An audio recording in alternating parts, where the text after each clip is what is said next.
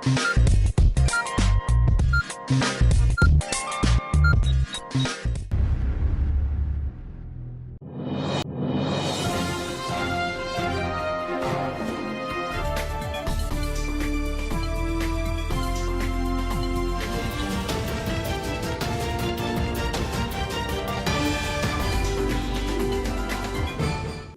मी अगस्त्य पुन्हा एकदा तुम्हा सर्वांचं एडियन बातमीपत्रात मनपूर्वक स्वागत करतो।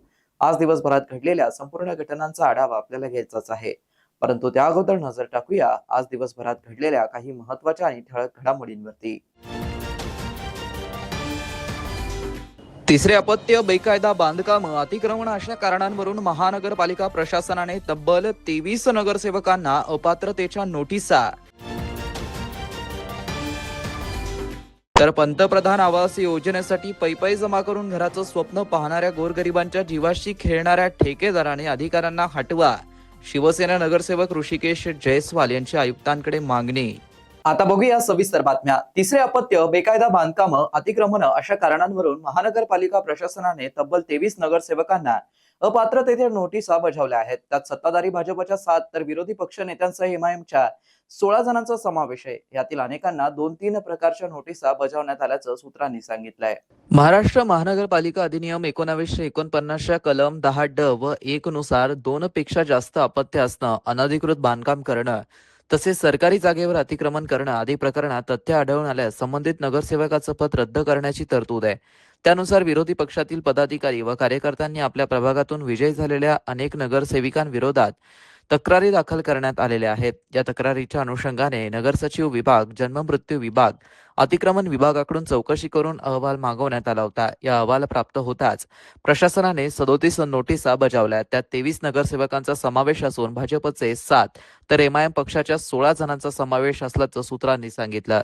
अनेकांना तिसरे अपत्य, बेकायदा बांधकाम अशा 2 प्रकारच्या नोटिसा बजावण्यात आल्याचं सूत्रांनी सांगितलं।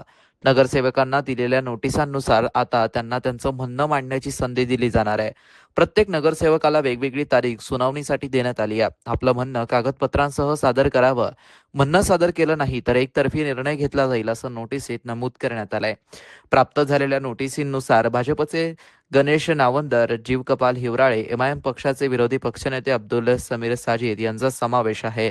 अब्दुल समीर साजिद यांना 2 नोटिसा बजावण्यात आल्या आहेत। अपात्रतेच्या नोटीस बजावण्यात आलेल्या सत्ताधारी पक्षातील नगरसेवकांवरती देखील कायदेशीर कारवाई करण्यात यावी अशी मागणी सामाजिक कार्यकर्ते एम अनिष्टे नरवडे यांनी केली आहे।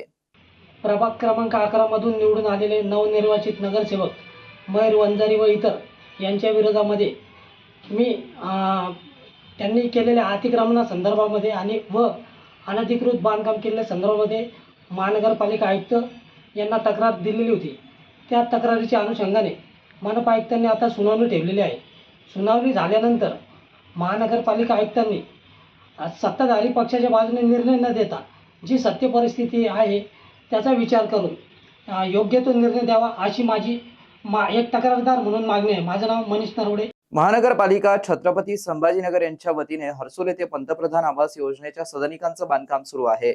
यामध्ये ठेकेदार आणि अधिकारी यांनी मिलीभगत असून चौकशी समितीने गंभीर दखल घेत काम बेसुमार दर्जा आणि निकृष्ट असल्याचा अहवाल दिलाय। त्यामुळे पंतप्रधान आवास योजना हर्सुल येथे सदनिकांच्या निकृष्ट कामांची चौकशी करण्याची मागणी शिवसेना नगरसेवक ऋषिकेश सरोज प्रदीप जयस्वाल यांनी आयुक्त अमोल येडगे यांच्याकडे केली आहे। याबाबत गांभीर्यपूर्वक निर्णय घेऊन पैपै जमा करून घराचं स्वप्न पाहणाऱ्या गोरगरिबांच्या जीवाशी खेळणाऱ्या ठेकेदार आणि अधिकाऱ्यांना तात्काळ हटवा अशी मागणी जयस्वाल यांनी केली। निवेदनात त्यांनी म्हटलं की पंतप्रधान आवास योजनेअंतर्गत सदर कंत्राटदार एजन्सीच्या अनेक तक्रारी माझ्याकडे प्राप्त झाल्या आहेत। दिनांक 21 मे 2026 थर्ड पार्टी क्वालिटी एजन्सी यांच्या अहवालानुसार सदर कामाचा दर्जा अत्यंत सुमार व धोकादायक असल्याचा अहवाल त्यांनी दिलाय।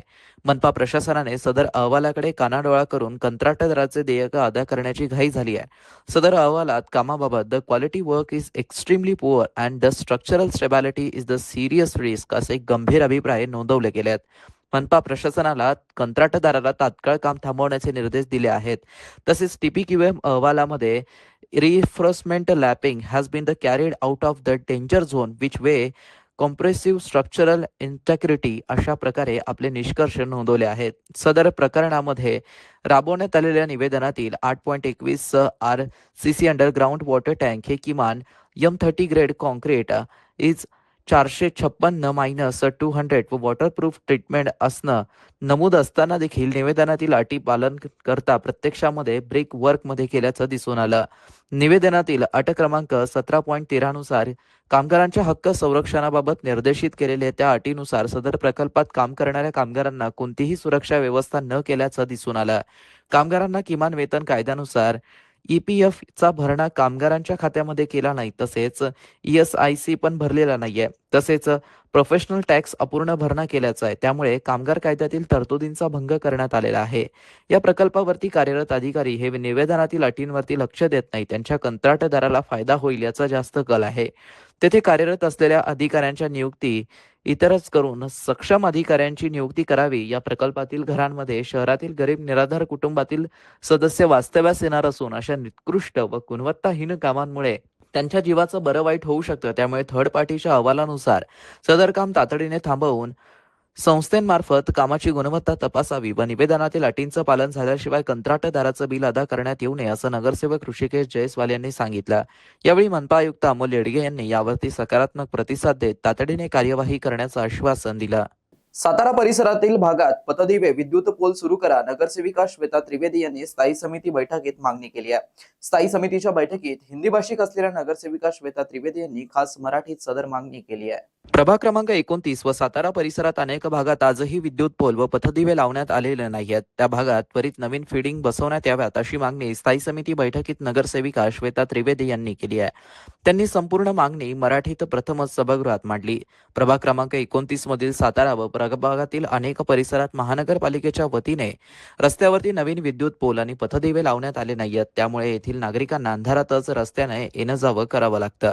त्यात सध्या पावसाळा सुरू असल्याने अनेक वाहनधारक व रहदारी करणाऱ्या नागरिकांना अपघात होण्याची दाट शक्यता असल्याचं चित्र दिसून येत आहे. यात रात्री रस्त्यावरती अनुचित घटना घडू शकते. त्यामुळे या भागात त्वरित नवीन पथदिवे सुरू करावे आणि नवीन विद्युत पोल उभे करावेत अशी मागणी स्थानिक नगरसेविका श्वेता त्रिवेदी यांनी गुरुवारी स्थायी समितीच्या बैठकीत केली. याशिवाय या भागात आजपर्यंत किती पथदिवे व पोल लावण्यात आले आहे त्याची माहिती मनपा विद्युत विभागाने द्यावी अशी मागणी केली. यावेळी विद्युत विभागाने याविषयी त्वरित नवीन पथदिवे सुरू करण्याचं आश्वासन दिलं व याबाबत सविस्तर माहिती पुढील बैठकीत देण्याची हमी दिली. स्थायी समिती सदस्य श्वेता त्रिवेदी यांनी आपली संपूर्ण मागणी ही मराठीत मांडली होती.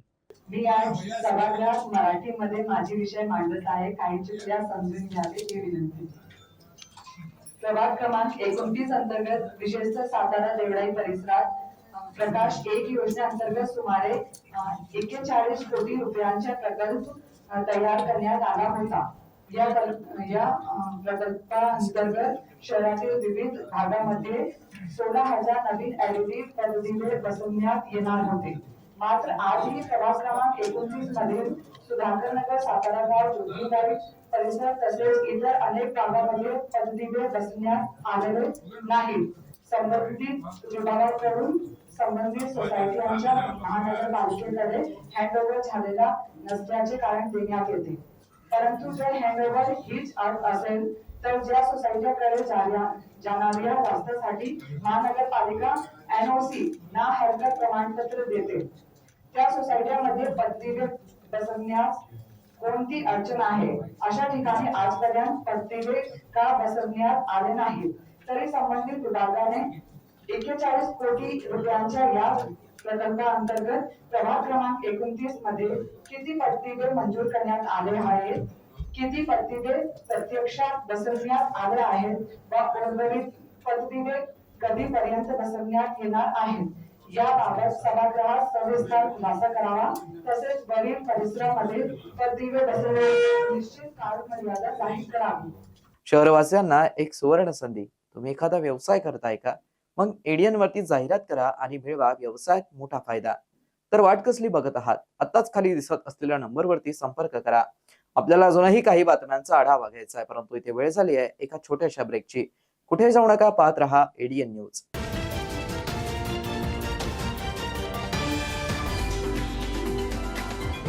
सायबर पोलीस ठाणे, पोलीस आयुक्तालय, छत्रपती संभाजीनगर. सर्व जनतेस आवाहन करण्यात येते. आजच्या डिजिटल युगात इंटरनेट आपल्या आयुष्याचा अविभाज्य भाग बनलाय. पण जितकं इंटरनेट उपयुक्त आहे तितकंच ते धोकादायकही ठरू शकतं. म्हणूनच सायबर जागरूकता अत्यंत महत्वाची आहे. कोणत्याही अनोळखी व्यक्तीला आपला OTP, ATM पिन, CVV किंवा बँक खात्याची माहिती कधीही सांगू नका. लक्षात ठेवा, कोणतीही बँक किंवा सरकारी संस्था फोन करून अशी माहिती कधीच मागत नाही. अनोळखी लिंकवर क्लिक करू नका आणि संशयास्पद ऍप्स डाउनलोड करू नका. अशा लिंकमुळे तुमचा मोबाईल हॅक होऊ शकतो किंवा तुमची वैयक्तिक माहिती चोरीला जाऊ शकते. प्रत्येक ऑनलाईन खात्यासाठी मजबूत आणि वेगळा पासवर्ड वापरा. शक्य असल्यास 2 फॅक्टर ऑथेंटिकेशन म्हणजेच 2FA सुरू ठेवा. यामुळे तुमच्या खात्याला अतिरिक्त सुरक्षा मिळते. ऑनलाईन खरेदी किंवा पैसे पाठवताना फक्त विश्वासार्ह वेबसाईट आणि अधिकृत ऍप्स वापरा. व्यवहार करण्यापूर्वी वेबसाईटचा पत्ता आणि पेमेंटची माहिती नीट तपासा. जर तुमच्यासोबत ऑनलाईन फसवणूक झाली असेल तर वेळ न दवडता राष्ट्रीय सायबर हेल्पलाईन 1930 वर तक्रार करा किंवा अधिकृत सायबर क्राईम पोर्टलवर तक्रार नोंदवा. लक्षात ठेवा, सायबर गुन्हेगार एका चुकीची वाट पाहत असतात, पण तुमची एक छोटी काळजी तुम्हाला मोठ्या आर्थिक आणि वैयक्तिक नुकसानीपासून वाचवू शकते. सुरक्षित रहा, सतर्क रहा आणि सायबर जागरूक नागरिक बना. धन्यवाद. हॅलो, आपण कंबोडियामध्ये कॉल सेंटर जॉबसाठी सिलेक्ट झाला आहात आणि जॉईनिंग पुढच्या आठवड्यात. इतक्या लवकर? तर विजा पण? अरे, टुरिस्ट विजावर जाऊन ट्रेनिंग सुरू करा. वर्क विजा मिळेलच तिथे. ट्रेनिंग मध्ये तोबा वाला डान्स शिकवणार. डान्स? कंबोडिया गेल्याबरोबर माझा पासपोर्ट डिस्काउंट घ्याल, गुलामी करून घ्याल, सायबर अपराध करून घ्याल, तर मी तर तोबाच करीन ना. मी नाही फसणार. कित्येक नकली एजंट विदेशी नोकरीचे आमिष दाखवून आपल्याला फसवतात. म्हणून नेहमी विदेश मंत्रालयाद्वारे व्हेरीफाय एजन्सीज निवडा आणि सगळे डॉक्युमेंट चांगल्या प्रकारे चेक करा. अशा फसव्या कॉलची तक्रार इथे करा. थांबा, विचार करा आणि ऍक्शन घ्या. 5 लाखाचे लोन पेपरवर्क शिवाय. कोड स्कॅन करा. भावाला लोन मिळेल. माझा भाऊ बिझनेस करेल पेपर वर्क शिवाय. आपण कोण? इझी लोन स्कॅमचा मास्टर माइंड. बँकेच्या चक्कर मध्ये तुम्हाला पडायचे नाही. सिबिल तुम्हाला माहित नाही, म्हणून इझी लोनचे आमिष देईल आणि मग डॉक्युमेंटेशन फीजच्या नावावर तुमच्याकडून घेईन पूर्ण 50,000. आणि माझं लोनसाठी आपल्या जवळच्या बँक शाखेत जा, अर्ज लावा आणि आम्हाला विसरून जा. माझ्या भावा, स्कॅमर सांगून नाहीयेत. इझी लोनचे प्रॉमिस करून सगळं काही लुटून घेऊन जातात. सायबर क्राईम पासून वाचायचं असेल तर थांबा, विचार करा आणि ऍक्शन घ्या.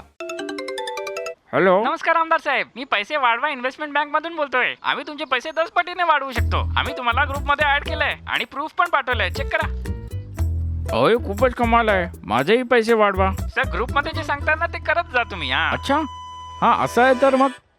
काळजी करू नका. ज्या नंबरवरून तुम्ही फोन केलाय ना, त्या नंबरला ट्रेस करतील पोलीस 2 मिनिटात आणि पकडून तुम्हाला आत करतील. अरे सर, हे काय केलं? तुमच्यासारख्या सुशिक्षित माणसाला ही लोक एका अनोळखी बनावट इन्व्हेस्टमेंट ग्रुपचा मेंबर बनवून तुम्हाला फसवतात. आम्हाला फसवतात? हो, तुम्ही पण कोणताही अनोळखी इन्व्हेस्टमेंट ग्रुप जॉईन बिलकुल करू नका. आणि तुम्हाला स्टॉक मार्केटमध्ये इन्व्हेस्ट करायचं असेल तर फक्त सेबी अप्रूव्ड ऍप्सद्वारे. सायबर क्रिमिनल्स वापरून तुमच्या पैशांची हाव आणि घालतात तुमच्यावरच घाव.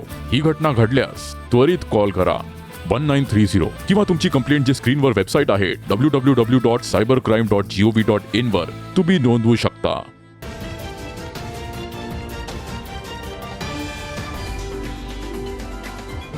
ब्रेक नंतर पुन्हा एकदा स्वागत. आपण बघत आहात एडीएन बातमीपत्र. राज्य शासनाच्या पुण्यश्लोक अहिल्यादेवी होळकर शेतकरी कर्जमुक्ती योजना 2026 अंतर्गत जिल्ह्यात सुरू असलेल्या कामकाजाबाबत जिल्हाधिकारी विनय TC यांनी माहिती दिली असून शेतकऱ्यांनी याचा लाभ घेण्याचं आवाहन त्यांनी केलं आहे. सर्वांना नमस्कार. पुण्यश्लोक अहिल्यादेवी होळकर शेतकरी कर्जमुक्ती योजना 2026च्या यादी यायला सुरुवात झालेला आहे.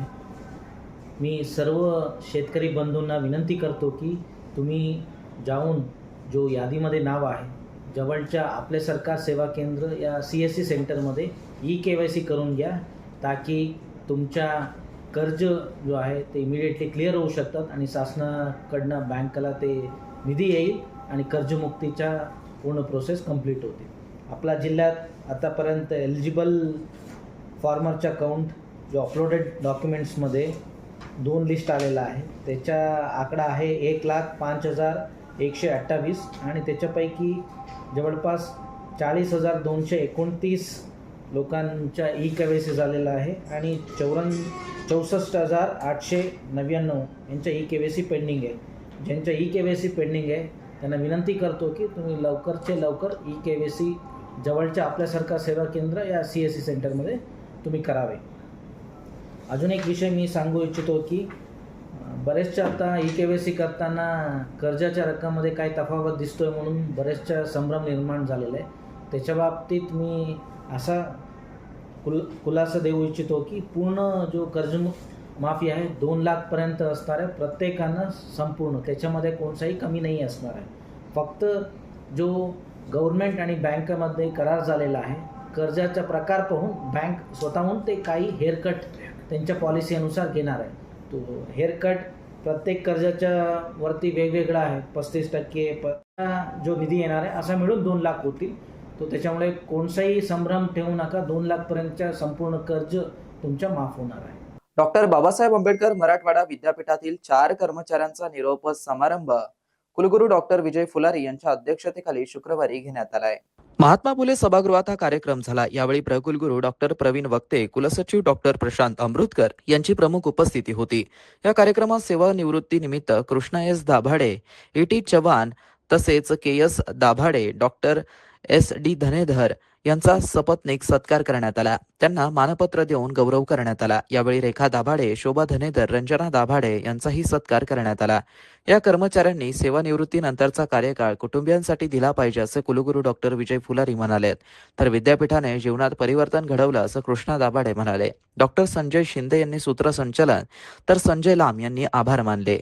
टाउन हॉल येथील राज्य पुरातत्व विभागाच्या सोनेरी महाल स्थित पुराणवस्तू संग्रहालयाचं काही काळासाठी टाउन हॉलमध्ये तात्पुरतं स्थलांतरण करण्यासंदर्भात आज महापौर समीर राजूकर यांच्या अध्यक्षतेखाली बैठक पार पडली आहे. बैठकीस महानगरपालिका आयुक्त अमोल येडगे, शहर अभियंता संजय कोंबडे, राज्य पुरातत्व विभागाचे अधिकारी तसेच महानगरपालिकेचे संबंधित अधिकारी उपस्थित होते. यावेळी पुराणवस्तू संग्रहालयाचे तात्पुरते स्थलांतर, टाउन हॉल इमारतीची तयारी आणि आवश्यक सुविधा याबाबत सविस्तर चर्चा करण्यात आली. टाउन हॉल इमारतीतील पाणी निचऱ्याची व्यवस्था, किरकोळ दुरुस्ती तसेच इतर प्राथमिक कामे महानगरपालिकेमार्फत तातडीने करण्यात येतील असं बैठकीत निश्चित करण्यात आलं. टाउन हॉलला ऐतिहासिक वैभव प्राप्त करून देण्यासाठी राज्य पुरातत्व विभागानेही पुढाकार घ्यावा यावर दोन्ही विभागांमध्ये सहमती झाली. यावेळी महापौर समीर राजूरकर म्हणालेत की भविष्यात राज्य पुरातत्व विभागाने पुराणवस्तू संग्रहालय पुन्हा आपल्या ताब्यात घेतलं तरी टाउन हॉलचा वापर कायमस्वरूपी पुराणवस्तू संग्रहालय म्हणून करता येईल. त्या दृष्टीने या वस्तूंचा नियोजनबद्ध विकास करणे आवश्यक आहे. महानगरपालिका आयुक्त अमोल येडगे म्हणालेत की टाउन हॉलमधील आवश्यक प्राथमिक कामे तातडीने पूर्ण करण्यासाठी संबंधित विभागांना निर्देश देण्यात येतील. तसेच येथे येणाऱ्या पर्यटकांच्या सोयीसाठी टाउन हॉल परिसरात पुरेशी पार्किंग व्यवस्था उपलब्ध करून देण्याची ही आवश्यकता आहे.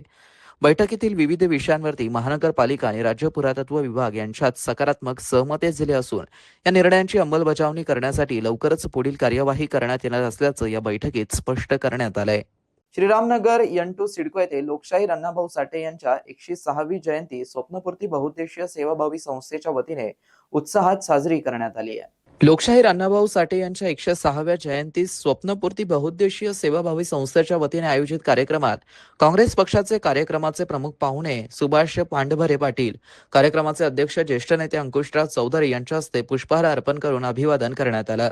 यावेळी प्रमुख उपस्थिती रावसाहेब गवई, प्रभाकर काकड, विजय खरात, लक्ष्मण टोंपे, गोविंद चव्हाण, कारभारी वाहुळ, प्रभावती ताई म्हस्के, कविता सोनवणे यांची प्रमुख उपस्थिती होती. स्वप्नपूर्ती बहुउद्देशीय सेवा संस्था व मातंग योद्धा मित्रमंडळ जयंती उत्सव समितीच्या वतीने अभिमान खरात, लाला सुरडकर, विलास नरवडे, सुनील सुरडकर, संजू निकाळजे यांनी मान्यवरांचं पुष्पशाल देऊन स्वागत केलं. यावेळी अण्णाभाऊ साठे यांच्या जीवनावरती प्रभावीपणे लोकशाहीर अण्णाभाऊ साठे यांची जीवनकथा म्हणजे गरिबी, जातीभेद आणि शोषणाविरुद्ध लढणाऱ्या एका सर्वसामान्यांचा संघर्ष आहे. त्यांनी मराठी साहित्यात 35 कादंबऱ्या, 21 कथा संग्रह आणि अनेक पोवाडे लिहून वंचितांच्या व्यथा जगासमोर मांडल्या. सुभाष पाटील पांडभरे, स्वप्नपूर्ती सेवाभावी संस्थेचे अध्यक्ष दीपक म्हस्के यांनी प्रकाश टाकला. तसेच भीमराव आढाव यांनी लोकशाहीर अण्णाभाऊ साठे यांची माझी मैना गावावर राहिली, माझ्या जीवाची होती या काहिली ही अजरामर छक्कड महान लोकशाहीर अण्णाभाऊ साठे यांनी संयुक्त महाराष्ट्राच्या लोक चळवळीच्या काळात गायन करण्यात आल्याचं कार्यक्रमामध्ये आभार प्रदर्शन अभिमान खरात यांनी केलं आणि त्यांनी या कार्यक्रमाची सांगता केली. शेवटी पुन्हा एकदा नजर टाकूया आज दिवसभरात घडलेल्या काही महत्त्वाच्या आणि ठळक घडामोडींवरती. तिसरे अपत्य, बेकायदा बांधकाम, अतिक्रमण अशा कारणांवरून महानगरपालिका प्रशासनाने तब्बल 23 नगरसेवकांना अपात्रतेच्या नोटिसा. तर पंतप्रधान आवास योजनेसाठी पैपै जमा करून घराचं स्वप्न पाहणाऱ्या गोरगरिबांच्या जीवाशी खेळणाऱ्या ठेकेदारांनी अधिकाऱ्यांना हटवा, शिवसेना नगरसेवक ऋषिकेश जयस्वाल यांची आयुक्तांकडे मागणी. आणि याबरोबरच हे बातमीपत्र इथेच संपलं. पुन्हा भेटूया पुढील बातमीपत्रात. तोपर्यंत पाहत रहा आपल्या हक्काचं बातमीपत्र ADN न्यूज.